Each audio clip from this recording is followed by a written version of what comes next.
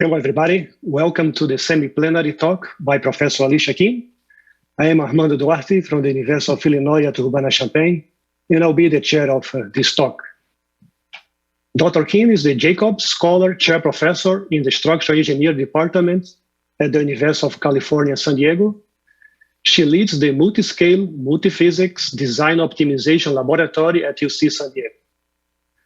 Her research in the area of optimization of coupled multiscale and multifunctional structural systems. She started her research in this area when she was at the University of Sydney in the 1990s, and she developed one of the first boundary-based topology optimization methods. She continued her research at the University of Warwick and the University of Bath in the UK for 15 years before moving to San Diego in 2015. She has published over 200 journal and conference papers in the field spanning computational mechanics, structural optimization, multidisciplinary design optimization, composite materials, and material discovery. So before I pass the floor to Professor Kim, I want to announce to the audience that if you have a question to Professor Kim, please use the Ask Alicia Kim tab on the left of the sidebar of the platform. And if there is time, your question will be addressed. So please join me in welcoming Professor Kim.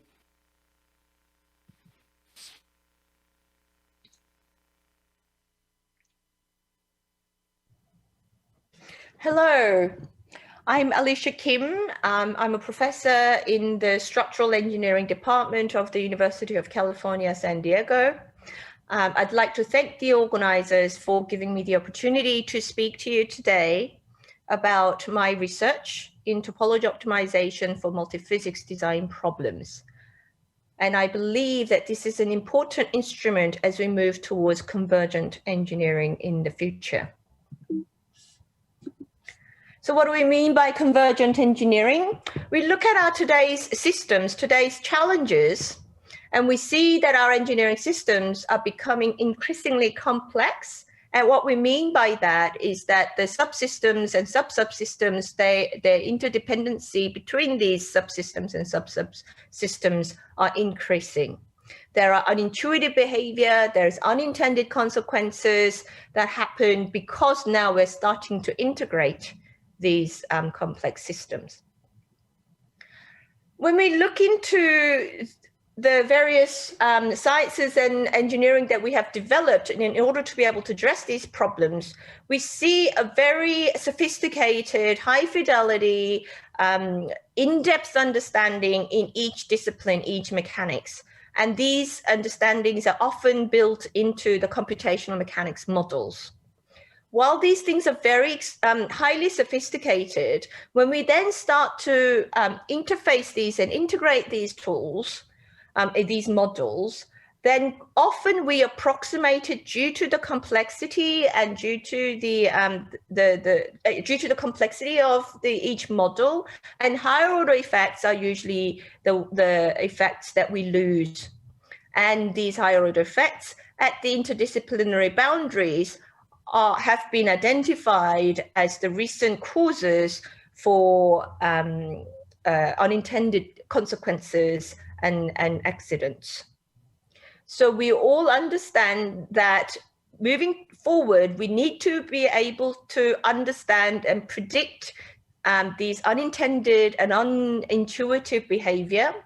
And in order to do that, we need to be able to carry and integrate the disciplinary expertise through this digitalization. So now, as we are optimizing and we're really pushing the boundaries of our systems design, one system can change the overall systems behavior by a small change in subsystems, for example, and that can then cause unintuitive behavior and unintended consequences in a completely different part of the system. So what we are looking at is this new concept of convergent engineering, which is a way to bring together complex disciplinary models to predict and design for complex behavior by digitalization. So I use this word digitalization to refer to a whole range of terms that are currently used today: digital twin, digital thread, digital engineering, digital transformation, model-based engineering, model-based design. All of these words are used slightly differently in a whole wide range of different disciplines and different industries. And essentially, they are all trying to utilize the latest computational power, computational methods like 5G, like AI and machine learning.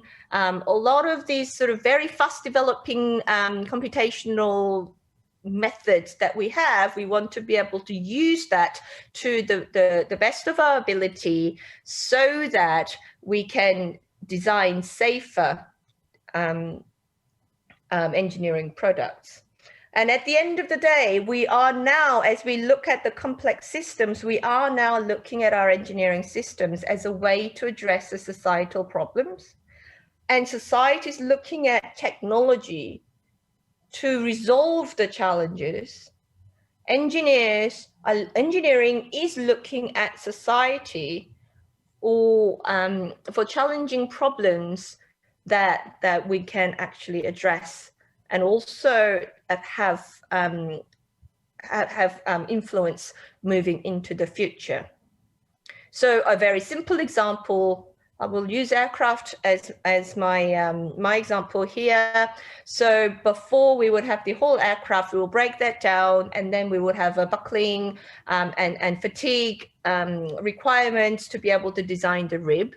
And then we just make sure that when we put all these different ribs and spars and components together, that it satisfies the safety requirements. And that was kind of where we were getting to with the 20th century sort of philosophy to design. Then today, what we are starting to think about is that, but because of the way that ribs are designed, so as a result of that, the mechanics of the wing changes, and as a result of that, that changes the aerodynamic efficiency, which then is the critical impactor in terms of fuel efficiency, and therefore this actually has is a critical factor to consider when we look at environmental sustainability into the future. So we are looking at bigger and multi-layered complex systems, and we're looking at engineering systems and its impact on various aspects of the society. So what we are looking at in this talk is to look at the in-depth, high-fidelity, complex discipline mechanics models, and how do we actually best utilize that in order to be able to do convergent engineering to address complex engineering problems. So I'm going to quickly introduce you to the kind of research that I've been focusing on. So we've been looking at the computational methods, mathematical aspect, as well as the mechanics of level set topology optimization. So I started my research looking at general topology optimization. In the last sort of 5 years or so, all my research has been really focused using the level set topology optimization. And hopefully you will be able to see why I made that switch. So what you see here is the sort of yellow block of material. As you probably know, that topology optimization sort of finds the best sort of shape and configuration of the structural design for the given problem, from starting from a very arbitrary design like a sort of rectangular block.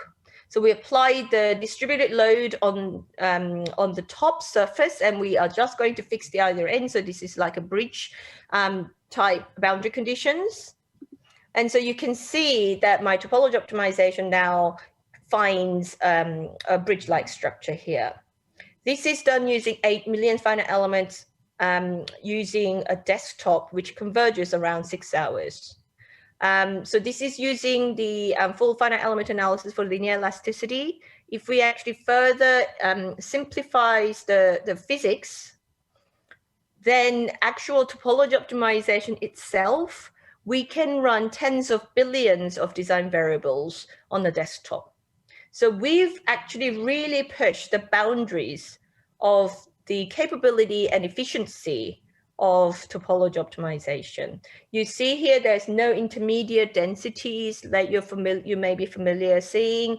There is no sort of piecewise constant design variables with jagged edges and things like that happening here. We have a very clear boundaries, smooth boundaries, and so we are able to look at the physics of it, which is fully validated through various research.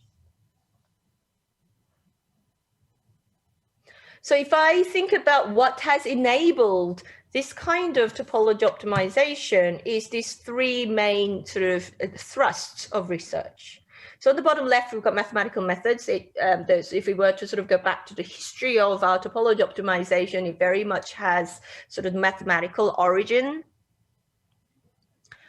Then we have also computational sciences, and particularly recently, these sort of large scale problems that we're able to do very much owes to the computational methods, computational techniques like, how we manage the memory, how we construct a very efficient algorithms, how we construct a novel architecture that allows these sort of very complex calculations in this kind of a way. So there's a computational sciences along with mathematical models, but none of this would be possible if we didn't have the predictive mechanics model. So optimization essentially is just is an inverse problem that we put an optimization outer loop to a predictive mechanics model. So if we can actually predict the behavior, then we solve the optimization around it to use that predictions to be able to work out what's the best way of designing the configuration of a structure so that we have the best functionality. So now when we look at convergent engineering and when we think about how do we integrate this how to integrate these multiphysics models, we are really needing to bring together these multi-mechanics models. So I do apologize that I have stolen some of these pictures of internet, and I actually can't remember where all these pictures come from, so apologies for not referencing them. Basically, if we can integrate these multi-mechanical models, they essentially become a predictive digital twin, if you like. And then we can use that to fully exploit the higher order effects that are already built into that digital model. So here is an example where I'm going to demonstrate how we can do that using the aircraft wing. I chose aircraft wing because it is probably one of the longest studied multiphysics structure. So aircraft wing, obviously its main functionality is to create lift. So the aerodynamics is the driving discipline for the external shape of the aircraft wing. But basically, when we make the aircraft, and when it's on the ground, that shape of the aircraft wing is different from when it's flying, because when it's flying, it's producing that lift. That lift is actually changing the shape of the wing. So as a result of that, when it's actually flying in the flight shape, that actually is a shape that accounts for the structural stiffness and structural mechanics of the wing deformation. So this is very, very tightly coupled problem.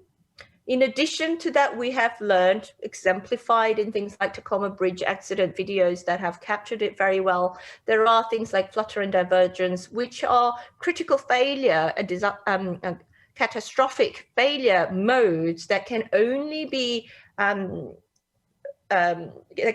understood by looking at the coupled effects between aerodynamics and structures. So due to these complex sort of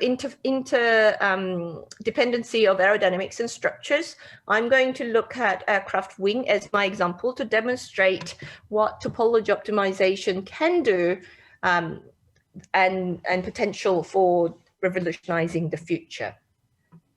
So here is a wing box. Is a typical sort of large civil transport wing.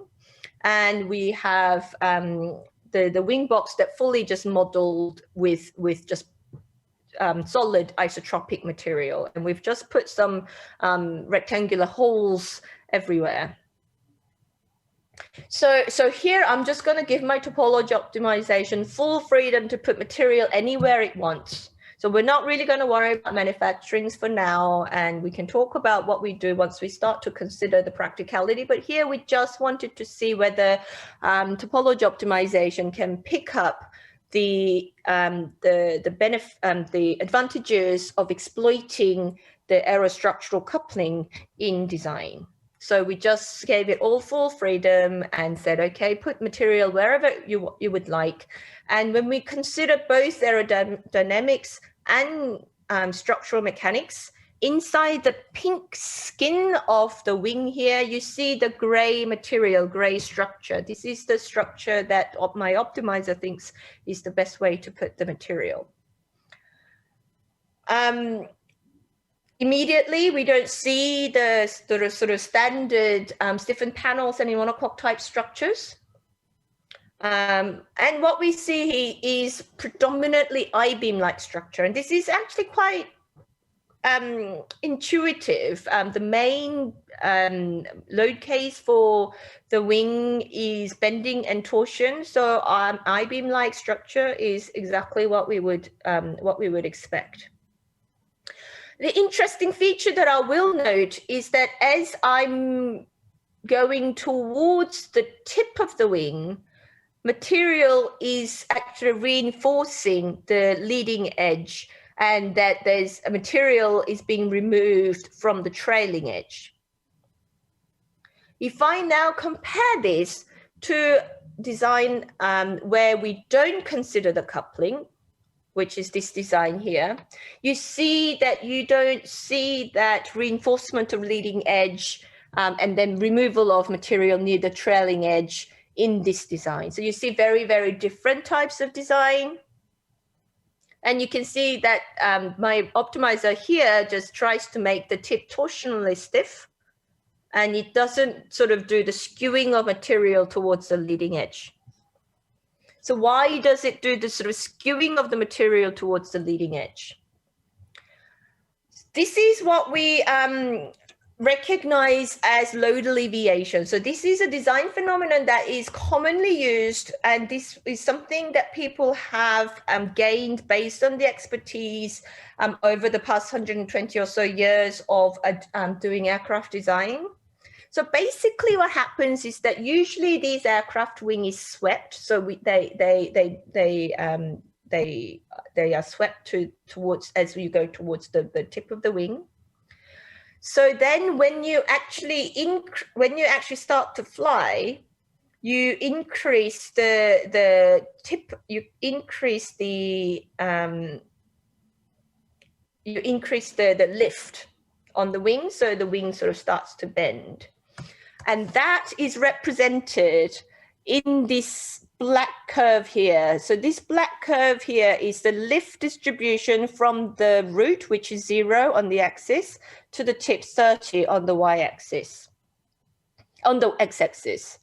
So when we decouple, so we just do the aerodynamic calculations and look at the most efficient aerodynamic load distribution, then this black line is that aerodynamic load distribution. To that aerodynamic load distribution, I just now do a structural optimization to be able to carry that load as efficiently as possible. And that leads to this design here. If I now couple so that when I'm doing my structural optimization, I understand how that then changes the deformation of the wing, and as a result of that, my aerodynamic shape changes, and as a result of that, I know the new pressure distribution that I can have. What the optimizer starts to do is to manipulate the load distribution. So it changes the structural shape to manipulate the distribution of the pressure. So what you see in everything coupled, which is the blue line here, you see that I am now having more loads, more lift near the root. And I have actually reduced the lift near the tip. So as a structural engineer, we'll know that when we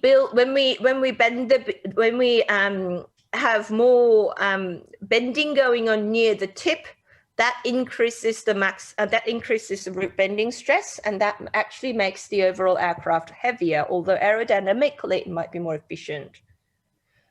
Whereas if we actually move the load inboard a little bit, then that reduces the tip load, which means and then the sweep of the wing twists the angle, and that the load material going into the future, essentially into the leading edge, essentially twists in such a way that it reduces the lift, it reduces the angle of attack and hence the lift, so that you end up actually having less stress in the root.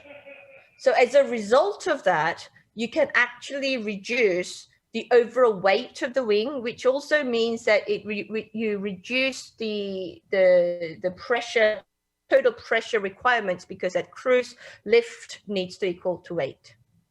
So you can see that by coupling things, it starts to manipulate the aerodynamics by changing the structural features. So you can see the complexity that happens built into this high fidelity couple model. And then what we see here is that my topology optimization automatically does this load alleviation. It did not require decades of many people doing lots and lots of testing and experimenting and thinking and developing to come to this design feature, load alleviation. This is something that topology optimization does automatically. And you can see by looking at the numbers, so design with coupling, without coupling, you see the compliance, which is the objective function we try to minimize. With coupling, it's 9. Without coupling, it's 18. So you can see that we get about 100% improvement in essentially the efficiency of the aircraft. And that is gained by if you look at the bending moment, that is gained by reducing the bending moment. So this is exactly the load alleviation that designers, engineers have learned over many decades of experience. Topology optimization can tell you that without having to build in that level of experience. So we have those experience. Why do we need to be able to do this now? We already know that anyway. And the reason is that going forward, we're looking at revolutionizing the future. So we are looking at things like electrical aircraft as our future generation. X-57 Maxwell aircraft is something that NASA is building and flying, or trying to fly, will be flying. Essentially, this is replacing the combustion engines to electrical motors. There are many reasons why we want to do that. Obviously, emissions is being one, less use of carbon fossil-based fuels, obviously being also one. Electrical motors are generally much lighter, uses much less number of components, so therefore it's easy to maintain. We think the life will be longer. There's lots and lots of potential benefits. So here, what we are trying to do, if we simplify the challenges associated with this electrical aircraft, is that we want to have the battery that flies, the provides the power to fly this aircraft, but battery operations and electrical motors, electrical components are very sensitive to temperature. So that all of a sudden we are having to manage the temperature of the system a lot more carefully than we ever needed to before. So now we have a completely new design philosophy that we need to consider. So now if we look back on how we have done engineering designs before, we will need decades of many engineers spending time developing all of these expertise and in-depth understanding. So what topology optimization is able to do is to actually bypass these decades of building up expertise by building in these complexities into the mechanics model and exploiting that using topology optimization. So we're going to look at this problem a little bit more in depth. What we see here is the inside of X57. So behind the pilot, what you see here is these battery packs. These green boxes are the battery packs, one of which looks like this in the middle. So you can see the holes, the circular holes, that's where the battery cells go in, and the battery packs are there to make sure that the batteries remain safe during operation. And then what we need to do is to make sure the temperature of the batteries are managed. So we need to have the heat exchanger or thermal management system that we need to add to that. And then also we need to make sure that there's no loads going through the battery cells that are overstressing the battery cells. So we want to make sure that we have a load carrying frame that divert the loads from the battery cells. So that is the sort of system that we have in electrical cars today. And that's really why the electrical cars are actually not any lighter than our standard cars, our petrol cars. And quite often they're heavier. So on the bottom schematic sort of shows that when we have electrical motor itself might be much simpler than your combustion engine, but what you have is extra thermal management system, extra load carrying system, and all of these additional systems actually end up being less efficient than the designs we currently have. So here we're looking at the battery pack with our topology optimization. So we have this sort of battery pack in this gray box. These green cylinders are our batteries, and we are going to say this is where we want them to be. And now I'm going to say the middle plate, I'm going to make that a heat exchanger. So I'm going to have some cooling fluid going through it. And I want to look at the battery cell's temperature, and I want the temperature range to be somewhere between something like 15 to 40 degrees Celsius. Then I want to put this sort of load carrying plates on the top and the bottom. This sort of is going into the idea that if we are able to use, or if we're able to, well, if we need to be able to use this payload space so we can actually carry something, we need to put the batteries elsewhere. Fuels typically go to the wings, so can we put the batteries into the wings? So if we sort of think about the batteries pack like this going into the wing, then the top and the bottom surface essentially is like your skin. So your loads are going into the skin and the spars. So we are going to say that we have the load carrying members on the top and the bottom of this battery pack. So what we are putting in here is convective cooling in the center plate. And then we have conductive cooling happening in the entire system to manage the temperature. And then also we allow the load to go through in the top and the bottom system, top and the bottom plates. And the load that's going into it, there are two types of loads actually in the system, which is the mechanical load that we apply, but also the thermal load that comes out of the battery cells. So these thermal loads means that it induces thermal strains, which is actually released by putting holes in. So mechanical stresses increase as a result of putting holes in, but thermal stress reduces as a result of putting holes in. So we can put holes in a strategic places so that it actually, so mechanical and thermal stress in effect sort of cancels each other out in a very sort of simplified term. So that we can actually get potentially a lighter structure because we have thermal stress, thermal load. And on top of that, by putting holes in, we also are able to exploit the conductive cooling. So we consider all of these into the system. We also, of course, look at the 3D physics, but we had these requirements that they want to be able to make this, the simplest option would be using some sort of extrusion. So we then projected onto the two-dimensional space to do the optimization. So we can get this sort of design that now satisfies the thermal management requirement through cooling, and also the load can go through the battery pack. And therefore, we are building in the functionality of load carrying and heat exchanger and carrying the batteries into a pack altogether. So here I'm just going to show a simple illustration of why it's important to look at both heat transfer and mechanics at the same time. So top row of design here, we are minimizing mass subject to both stress constraint and maximum temperature constraint. So we're looking at heat conduction and mechanical loading at the same time. So we get the top row design. The middle column shows the temperature distribution. The right column shows the stress distribution. Now, if you look at the middle row, we have minimization of mass subject to stress and no temperature constraint. On the bottom row, we only think about the temperature constraint and we don't think about the stress constraint. So we're just looking at one physics at a time. So the first thing that we will note is that all three of them give you very different designs. So by doing one single disciplinary optimization first, and then doing the next one isn't going to get you the original design if you consider both at the same time. So it's important to consider both at the same time.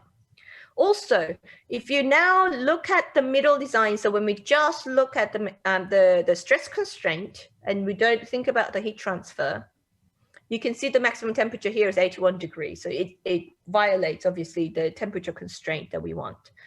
Similarly, if we just look at the temperature constraint and not look at the stress, so we look at the design on the bottom, maximum stress here is 273 megapascals. So it obviously violates the maximum stress requirement of 100 megapascals.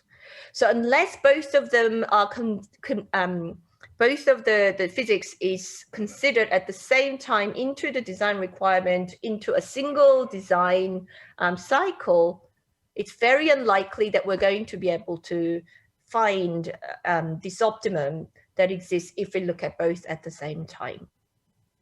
And obviously the weight itself, the mass itself might be lighter, but by the time you add up these additional discipline functionalities, you will end up with a more heavier design or less efficient design, like we saw with the electrical aircraft systems. So we look at a vast range of problems where we have sort of a lack of intuitive understanding. So here is a very simple heat exchanger problem where they had this sort of structure at JPL, and they have this pink plate where there is a heat source, and they know that there's a heat sink that they need to get to, and they wanted to use the two-phase heat exchanger. So it uses the heat, the cooling that by changing the phase between gas to liquid to gas, that phase change. So they have that sort of phase change happening in this pipe, and they knew where they needed to go, so they just put a pipe there, and they really didn't know how the heat exchange, the two-phase heat exchanger behavior needs to vary within the spatial variations with spatial domain to get the maximum out of this kind of configuration, this kind of physics. So what we used was this sort of available area for this pink pipe to go to. And what we have on the right-hand side is much more complex multiple channel pipe design inside which there's a phase change happening. And this is really not the kind of intuitive design that's readily available today. And obviously vastly improves the performance efficiency as a result of it. So since we're talking about convective cooling, I want to sort of talk about the fluid structure interaction. So here is a very simple a rectangular design that we're going to put. Let's say that we put this in fluid. So basically that means we have a pressure boundary on the top. And as my topology optimization changes the pressure boundary, my load actually changes, the location changes, the direction needs to change, and then the application of that load needs to move to that interface. So this class of problem is considered challenging in topology optimization. We call this a design dependent problem because the boundary conditions are dependent on the design itself, which we're changing during optimization. So here what we have done on the right-hand side is our level set method, but we worked with J.S. Chen and put together a mesh-free method, RKPM. So what we did here is that we calculate as the level set method moves the structural boundary, we know exactly where the boundaries are. We then put the particles at the interface so we can apply the pressure, changing pressure. And then the gradients, surface gradients are naturally available through the level set. So we know the surface normal, so we can apply the load naturally. And then we can move the location and direction of the load quite naturally. Also, level set method really makes the changes within the narrow band of the boundaries. So we're not really interested in the sensitivities far away from the boundaries. So you can see that we actually change the density of the particles as we go near the boundaries, so that we have finer results near the boundaries, but we can save the solution time by putting less particles away from the boundaries. So this is quite a natural extension looking at some of the advantages of the level set topology optimization, which we then worked with Lucy Zhang in coupling in with modified immersed FEM. So this is using an Eulerian fluid mesh and solving the Navier-Stokes equations using the finite element method. And then we use the RKPM for the solid calculations. We know where the interface is all the time, so we can just apply the tractions at the interface. We change the structure we modify the structure using the level set topology optimization, and we calculate our sensitivities through discrete head joint method. So this is an example that I'm going to show you. This is a very, very simple example. This is the only problem that a handful of papers that exist in this field in topology optimization has been able to solve. So they solve this leaflet example where there is a wall here, and this light gray area is where you can where you have the space available to put some sort of structure. There's flow going from the left to right, and the previous literature only ever considered steady state flow and linear elastic, so we made the same assumption and we solved the same problem. Previous literature looked at various Euler methods. Obviously, modified immersed finite element method can do more complex flow. But in order to be able to benchmark against what exists, we actually ran our fluid solver to steady state. Then we did optimization based on the steady state flow.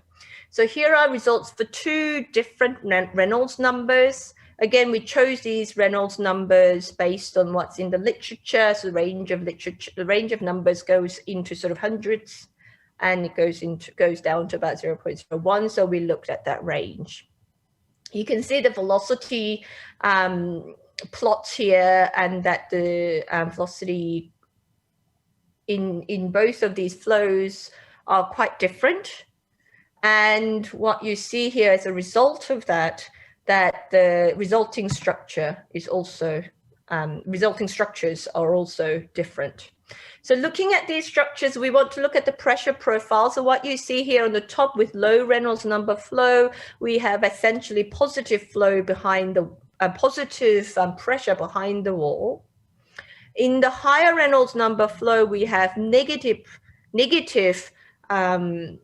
pressure behind the walls. So with the positive pressure on the top, we have this sort of curved, sort of like a pressure vessel style curvature that's happening to support the wall, whereas on the bottom, because the pressure is negative, you see almost like a concave style and much flatter curve in the support structure behind the walls.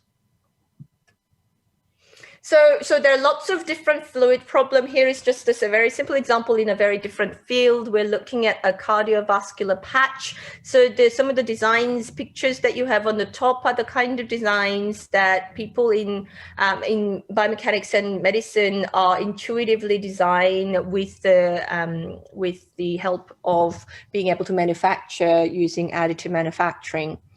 But ultimately, with these vessels design, what we want to be able to achieve, if we were to say the primary purpose is to is for blood flow and oxygen diffusion into the cells, then we can do optimization for those requirements. So on the bottom right-hand side, you see the kind of design the topology optimization is able to gain, and it's actually not as, it doesn't necessarily need to be as complicated as what you see on the top, and still able to deliver actually better performance in terms of blood flow and oxygen diffusion than much more complicated designs that you see on the top.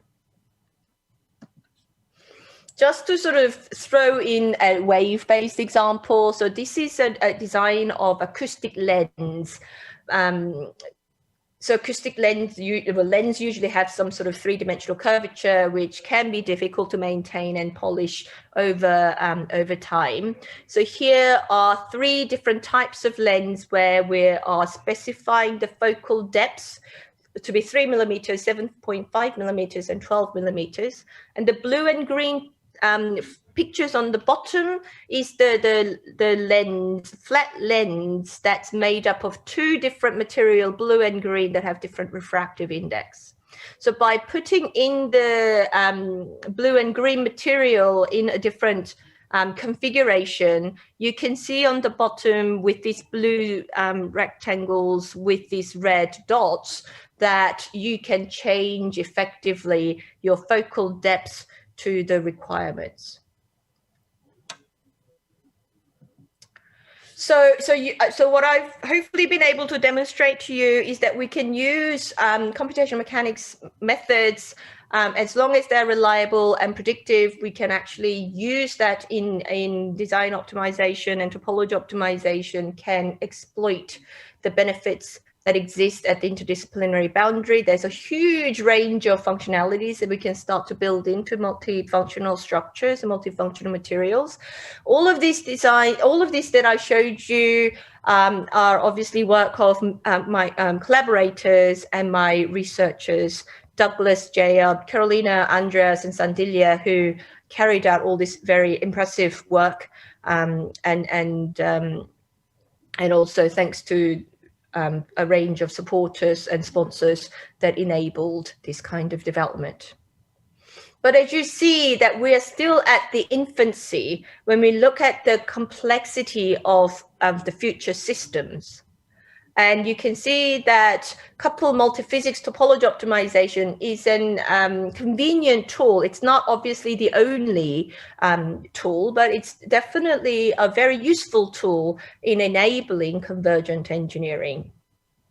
And we can account for an intuitive behavior, and we can mitigate for unintended consequences into the designs. This is a very beginnings of this kind of future. And there are many, many, many more challenges. There are lots of challenges. And an example of that is actually what I'm showing you with this picture of Himalayans. Essentially, we have a hugely non-convex design space as we start to put some of these complex design requirements across different disciplines together.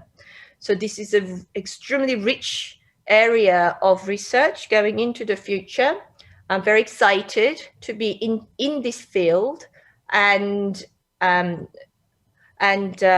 believe that by being able to address these future exciting challenges, that we have a way to revolutionize our future engineering systems. Thank you.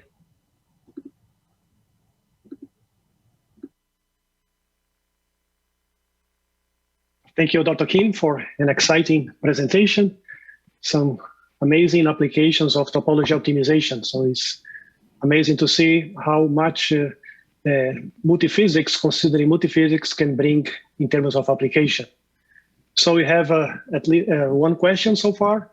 In the chat here, I'll read the first part for you. So thank you. This question is from Ahmad Najafi. Thank you, Alicia Kim, for your nice presentation. In the thermal management in battery packaging, the leaking of the cooling system is a real challenge in the design. Have you considered this issue in the design? Great question. Thank you, Ahmad. Always nice to hear from you. The straightforward answer is no. So there are a couple of things that we're looking at. One is a general sort of nonlinearity. So if you think about sort of leaking and how it changes over time, there's actually, damage-related topology optimization work that, as you know, and some other people have been working on. There's a whole range of nonlinearity under the sort of umbrella of the word nonlinearity. There is a whole range of sort of damage-related optimization work that has been going on, and that is something. So in the context of sort of various nonlinearity that can be introduced over time and path dependency and things like that, that is an optimization method that we are developing and we are working on at the moment, but we haven't applied that to the specific example of the sort of leaking of the cooling system.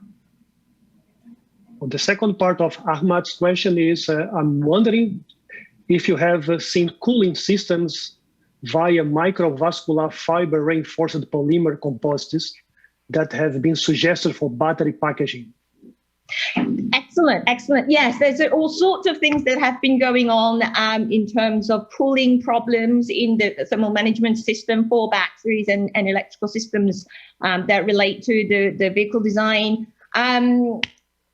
So what we have developed separately to this is topology optimization that's actually tailored to optimize the fiber length and isotropy that's associated with the fiber directions along with topology at the same time. So we sort of demonstrated that in the context of structural mechanics. We haven't then applied that in the context of thermal or coupled physics yet, but we sort of deal with that in a separate way, and there's a sort of set of non-convexity problems that arise from an isotropic material that's being considered at the same time as topology, and that's something that we do study.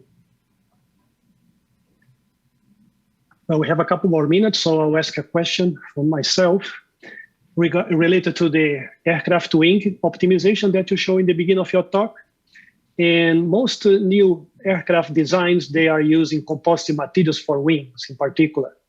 So could you incorporate anisotropy in the material properties as part of your topology optimization to find out the layout of the composite materials, not just the topology? Yeah, and that's actually why we developed that work that I just mentioned about the anisotropic. That was sort of the reason why we wanted to develop that work. but we didn't quite get there. And then I moved to the US and things things changed. But yeah, I think that's something that we would love to be able to do. Okay, we have maybe the last question before we go to the break, and that's from Lucy Zhang. And she said that my question is, with the multiphysics immersion, are there ways we mitigate the computational costs that are associated with this related challenge? Lucy, fantastic question. It's, I think, one of the main challenges ahead, and I am looking at that computer science leg of the 3 thrusts that I had mentioned as a way to resolve that. So we've developed some things that are related to type of data structures and the way that compilers actually manage the data structures in such a way that can do the computation for sparse geometry really quickly. So I think there are actually lots of state-of-the-art approximate computing is another. So I think there are lots of areas that can be looked at. But yeah, I'm happy to talk about some of the possibilities later. So there are a few more questions here in the chat, but in the interest of time, so we don't spill into the break, I will ask those to maybe chat with Dr. Kim during the break. And so we can, at this point, thank Alicia again for her excellent talk. And also thank you for attending her presentation. And now we have a break until 2, when the next technical session starts. Thank you very much, everybody.